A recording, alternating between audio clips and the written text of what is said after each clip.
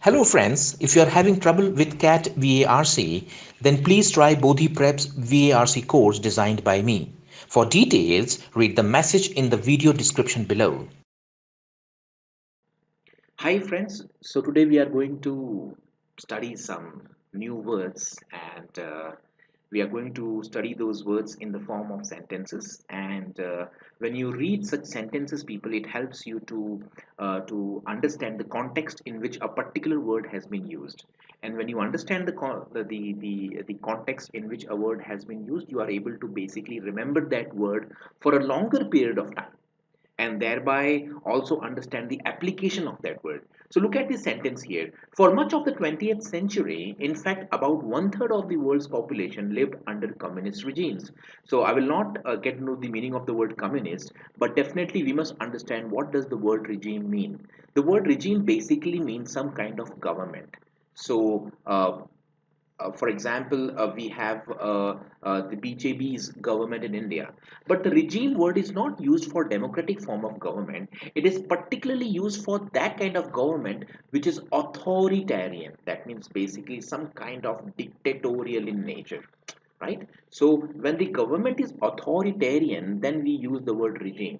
For example, in communism, in communist regimes, the party had immense power and was a great degree authoritarian, right? And that's why we used communist regimes, we used military regimes, right?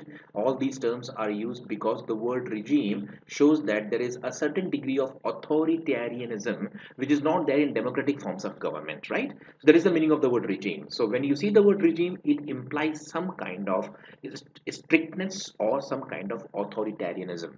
These regimes were characterized by the rule of a single party that tolerated no opposition and little dissent. So it says that there was no opposition. We know what the word opposition means, and little dissent. Dissent basically means disagreement, particularly against someone, uh, uh, particularly against official uh, opinions or belief. So when there is dissent, there is disagreement, there is some kind of conflict, there is some kind of argument. So the word dissent can have many meanings, and one of those meanings is disagreement. The other meaning is conflict.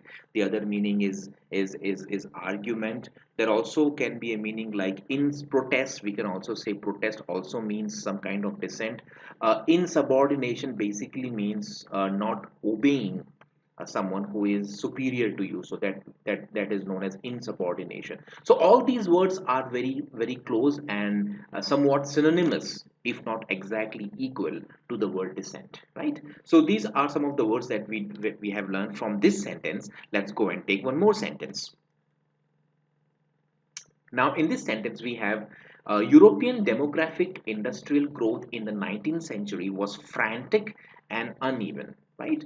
So, when you say that European demographic and industrial growth in the 19th century was frantic, and so the word frantic has many meaning. One of the meaning for the word frantic is basically something that is done in an unorganized way. Something that is done in an unorganized way.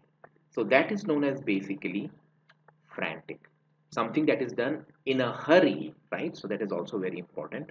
In a hurry and in an unorganized way. So many a time when there is some kind of emergency, then basically things are done in a frantic way, right? Similarly, it says European demographic and industrial growth in the 19th century was frantic. That means basically the growth was done, or the growth happened in an unorganized and in a quick way, right?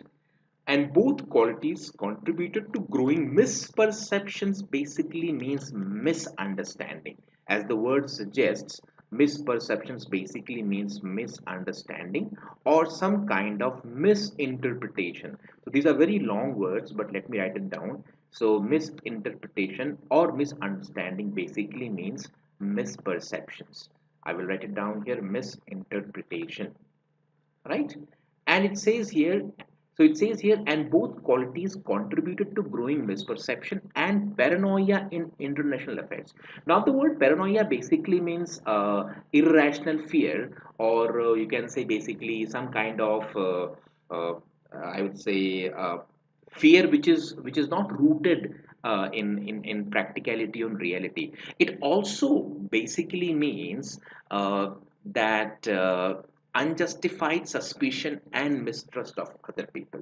So when you have unjustified, right, unjustified suspicion or unjustified mistrust of other people, particularly in politics. Understand this. So many a time, the leaders of the country, the dictators of a country, they have unjustified suspicion and mistrust of other people. Why? Because they want to be in power, and therefore they will mistrust and suspect everyone. Then that is basically called as paranoia. So when your fear, when your suspicion, when your mistrust is unjustified, then that is basically paranoia. It's a very, very good word. Paranoia is basically a noun form, and the person who is suffering from paranoia is called a paranoid, right? So that is what we have, a new word. So if you are a paranoid, that means you always suffer from some kind of paranoia, and paranoia basically means unjustified suspicion or mistrust of other people. So these are some very, very good words. The word frantic, the word misperceptions, the word paranoia, and from the word paranoia we have the word paranoid, right? Let's go and take the next word.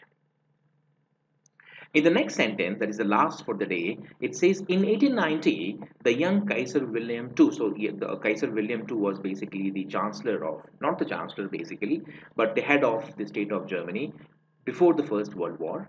And it says here that in 1890, the young Kaiser William II dismissed the aged Bismarck and proclaimed a new course. Proclaimed basically means to publicly announce. When you proclaim something, you publicly announce something. That is known as proclamation. Particularly when that comes from the head of a state, that is called as proclamation. So the government proclaims something. The head of a particular state or division proclaims something, to publicly announce something. An intelligent but unstable man. Who is it? Kaiser William. So Kaiser William was an intelligent but unstable man who compensated for a withered arm. So people see, understand the word withered basically means to fade away. So you know that the flower withers after some time, right? But then how can an arm wither? So when an arm is withering, it basically means to shrink because of age. To withered arm basically means what? To shrink. To withered means to shrink because of disease. I mean, that is the meaning of the word withered arm, to shrink because of some kind of disease or some kind of ailment, right? So it says here that an intelligent but unstable man who compensated for a withered arm with military demeanor. See, the word demeanor basically means behavior. You must understand this word, and it basically technically means outward behavior. So the word demeanor basically means outward behavior, or it also means some kind of I would say attitude or appearance. So when you say that your demeanor is not good, that means your attitude or your appearance, your outward appearance is not appropriate. It basically means that, military demeanor means military attitude, martial attitude, martial outward behavior, in the sense that your attitude was basically that of quarreling and fighting and aggression. That is what the word demeanor means. So the word demeanor means outward behavior, attitude, or appearance. And before the word demeanor, basically you have an adjective military. That means the demeanor was military-like or aggressive, or basically something which was unfriendly, right? Intemperate. Now the word intemperate has many meanings to it, and it basically in the context used here means showing lack of self-control. I mean, showing lack of self-control. So many a time when we speak what we have in our mind and we offend others, we say that it was an intemperate comment, intemperate remark, intemperate, I would say, intemperate behavior, right? So showing lack of self-control means intemperate. It also means it also means basically unreasonable, unjustified, or undue. So intemperate also means unreasonable. That means beyond reason. Unreasonable, or I would say unjustified, right? Let me write down the meaning here because you can that way remember the words, right? Unreasonable, unjustified, undue. So these are some of the synonyms of the word intemperate. Correct. So people, these are some of the new words that we have done today. And if you look at all the three sentences, it has something or the other to teach us. And there are almost 10 to 15 words that we did today. And a similar set of words would be there the next. If you have liked this video, then please share this with as many students as possible and also subscribe to our channel to remain updated about such videos.